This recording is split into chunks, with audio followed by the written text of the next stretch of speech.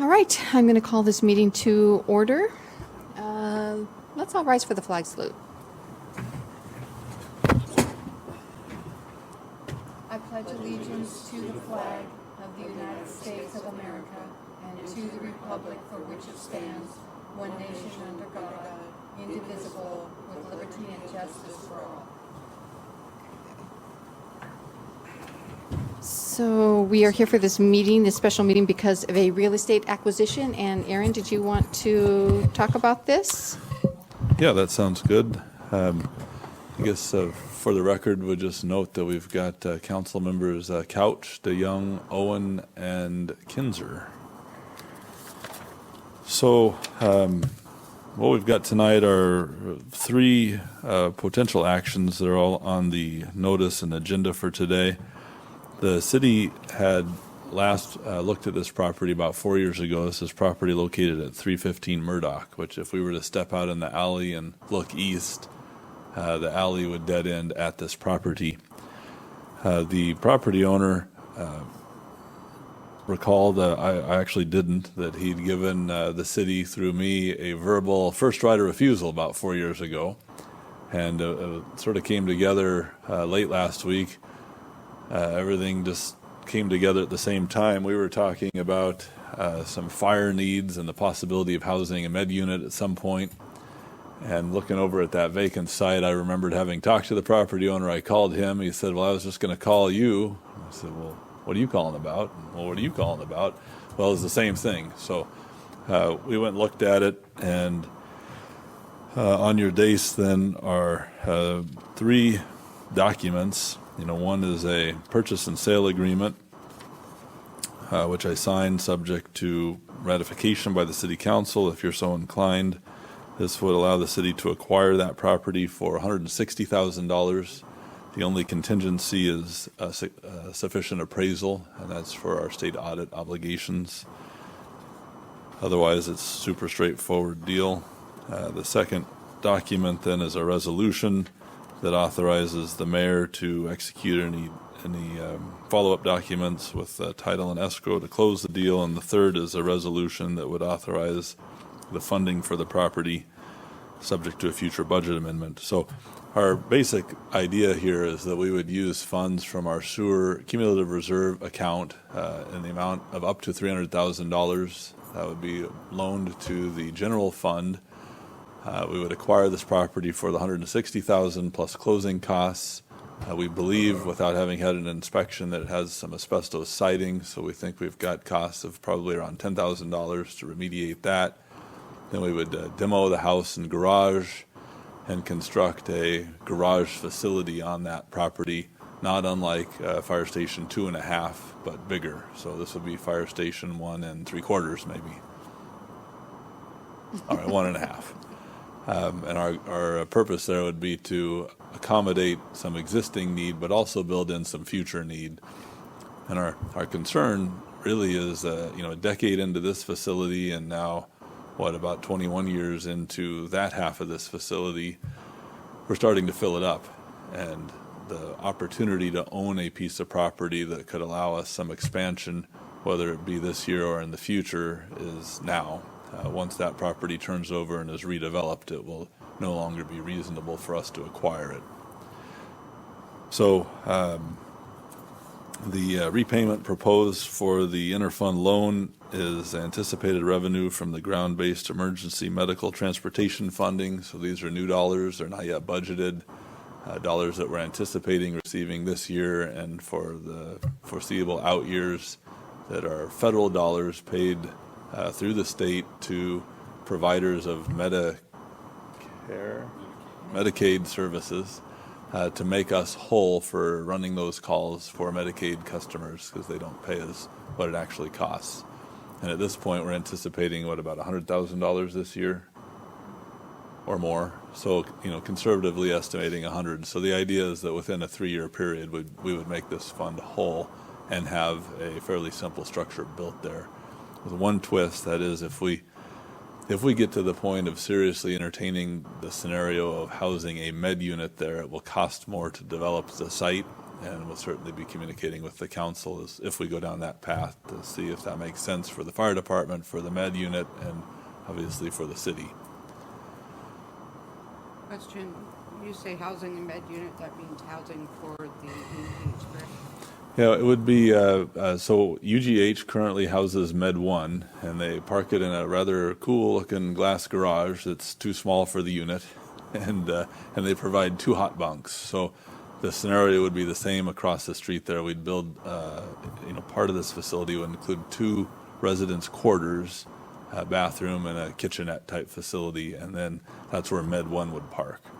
They are very interested in getting to our location because our location allows them to serve the majority of their calls most quickly. We have some interest in seeing co-location or near location for coordination benefits as we run off on calls, figuring out who's going to do what, and it would also speed up the split down of units to take a EMT, put them on a paramedic rig, and vice versa, to double our resources. Is there any funding to house the EMTs?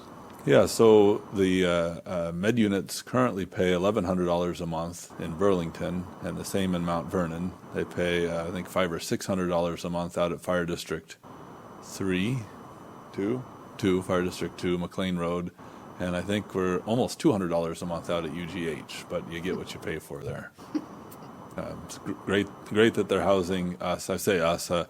I'm on the Central Valley Board, so this is an issue that keeps coming up where they would love to be here, and they're getting serious to the point where they're now looking at, here there's Paula. See if I can get her on the speakerphone, if you don't mind. Paula wanted to call in.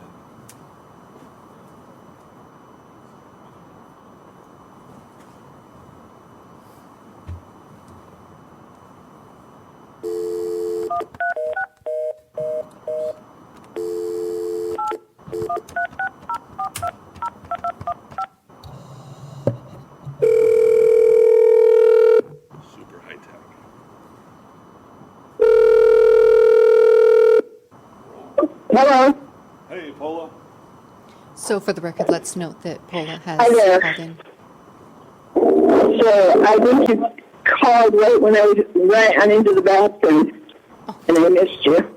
Well, we got you on the speakerphone, and so we're in session. We're just Now going. everybody knows what I was up to. So I have a question, Aaron. Yeah, go ahead. Yeah. It's great that we're looking forward, and I absolutely need the capacity. Is everything that I've seen, and it's great that we can find a neighboring property. I was wondering if you could educate us on the urgency of doing this today versus waiting for a regularly scheduled meeting. Yeah, it's really respect for the property owner in the process. He's got multiple parties who are looking to do something and offered, honored the verbal first right of refusal, and it really seemed to the mayor and I, in looking at it, that if we're going to do it, we should get him an answer right away. Because the way this is structured is he's locked in, but we are not. So my signature means nothing unless you say yes on the ratification vote. So waiting till the 28th before he even knows if we're moving to the next step, which is the appraisal, just seemed like an awful lot to ask. And we know in Sedro-Woolley, property doesn't last more than a month. So thank you for that education. Thank you. Well, I have a couple of comments. I think it would be, I've driven by the property, looked at it. I think it'd be a great addition. I think it's much needed because if we look around us, where else can we expand? We've got, apartments to the south, and they're not going anywhere. And I think Aaron hit the nail on the head with capitalizing while we can, before a duplex gets built over there or something that the city can't afford. And it's a prime location for us. And I think the price is right for, the market that we're in right now. One thing I would like us to consider or see if we have funds available to have the quarters built to house a medic unit here. One, because it's a benefit to our citizens by having an ambulance, that much closer. And I like the possibility of, potentially $1,100 a month in revenue coming back into the city. To me, it's a win-win. Yes, there's an upfront cost of putting some pretty simple living quarters in, but I think the benefits definitely outweigh the upfront cost. Well, and Dean and I, in talking about this, thought that probably the next step on that path would be to engage some design help so we could understand what it would cost to build what we think we need, which is really a simple pole building with basic utilities for the police and fire aspects, and then find out what it would cost to add that as an alternate, figure out the dollars, and then determine what the rent would be to support that. And I think our friends at the Central Valley Ambulance Authority would be thrilled. They don't even know we're having this conversation. I just want to add for the record that Councilwoman Jermaine Cornegie has come in. I have a question, actually, if Chief Klinger, could you talk more about, or could you add to what Aaron has said regarding all of this? What's your thoughts regarding the acquisition of this place?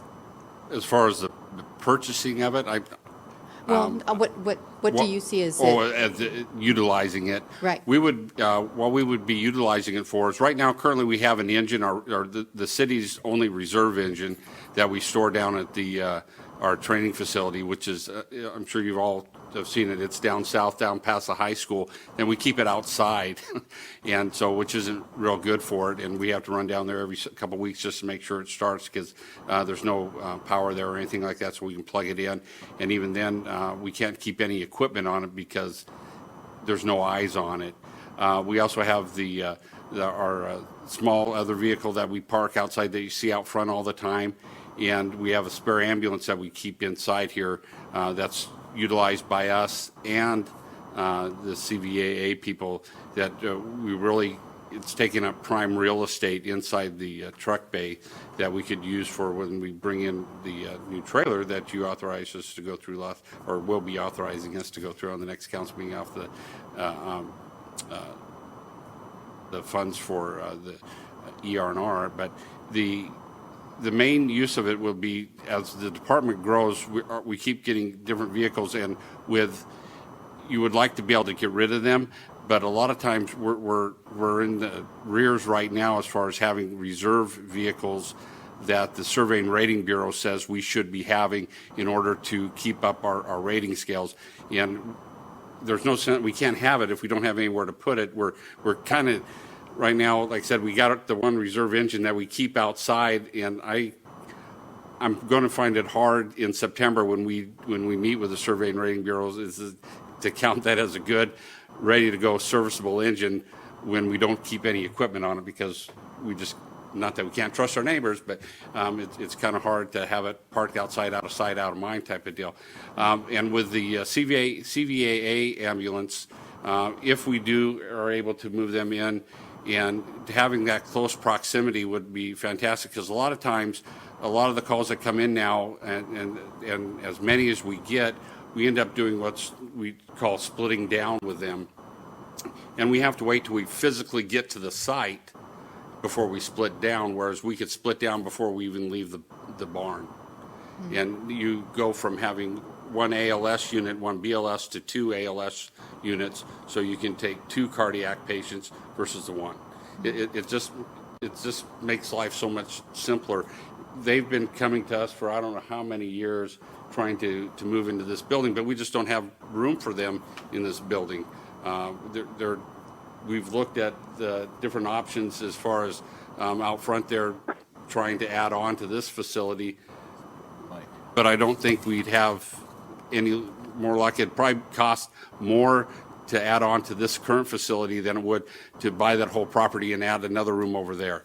I mean, doing an addition, as those of us that have ever done any addition type work, will kill you versus the new construction. So I hope that answered your question, Yes. Mayor. And just a reminder, if you speak right into the mic, it helps Paula to hear. Oh, I'm sorry, Paula. And Todd, do you have anything to add to that? Well, I do have to say is with that the spare CVA ambulance over there also, with them housed that's another big benefit obviously for them. And yeah, it's just a much needed. And then once we can get that reserve engine over there, yes, we can house it with some equipment. Obviously, better use also for training then. So. Any other questions or Yeah, I comments? have another question. Sure. We're talking about borrowing this money out of the reserve sewer fund, correct? Yes. But we also anticipate having approximately $100,000 a year coming from Medicaid transport that would essentially pay that money back. Correct. But we have also discussed that there have been issues down at the sewer plant occasionally, and where would we find money from if we had a major emergency down there? Well, so the sewer department has two separate reserve funds. This one has about $2 million in it, or over $2 million in it today. And then the other one, which is the sewer cumulative reserve, and then the sewer facilities maintenance reserve fund, I think is hovering just under $1 million. Well, it's over $1 million. So, I guess my answer is we're comfortable that we've got necessary dollars on hand to address the issues that are forthcoming in that utility. Okay.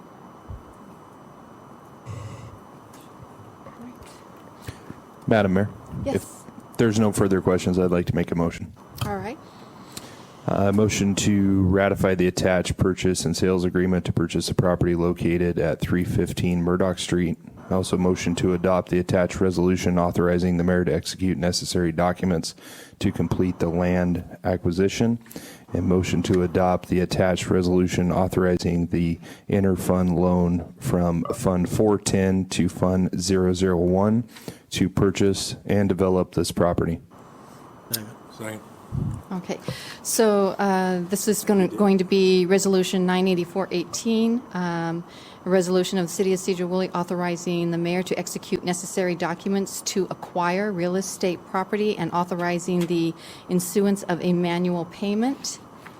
And also Resolution 98518, resolution of the City Council of Sedro-Woolley authorizing an interfund loan from the Sewer Cumulative Reserve Fund 410 to the General Fund 001 to purchase the development land and providing for repayment thereof, and also including the ratifying, the council's ratifying the attached purchase for the sale agreement. I would I take those- second it. Thank you, Paula. So I'll take this then one at a time. So should the council ratify, this has been been moved by Councilman Couch and seconded by Councilman Owen to ratify the attached purchase sale of the agreement. All in favor, say aye. Aye. Those opposed? Okay, thank you, Paula, we heard you. The second is, should the council adopt the attached resolution authorizing the mayor to execute the necessary documents to complete the land acquisition? This would be Resolution 98518. All those in favor say aye. Aye. Aye.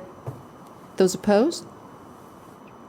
And the last is, should the council adopt the attached resolution authorizing the interfund loan for the Fund 410 to Fund 001 to fund the purchase and the development of this property? All those in favor say aye. Aye. Aye. Those opposed? So all motions carry. I need to hang up, so I hope that was all for today. Madam Mayor? Yes. I move to adjourn. All And right, thank you. we have a motion to adjourn. Second. We're adjourned. Thank you, Paula. Would you hang up? We hit the X on that phone if it didn't do it already. It may have.